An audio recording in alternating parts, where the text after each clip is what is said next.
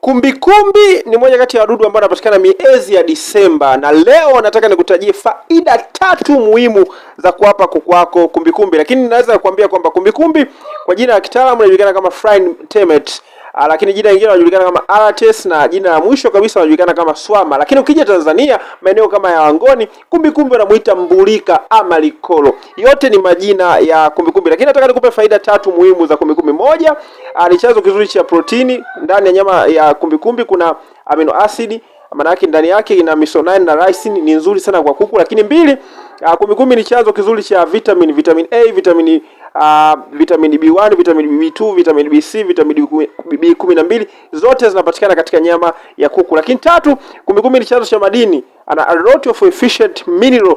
Ndani ya nyama ya kumbikumbi kuna madini ya zinc, kuna madini ya calcium, kuna madini ya phosphorus ndani ya hiyo nyama yake. Kwa hiyo wape kuku wako kumbikumbi kila siku wanapohitaji hiyo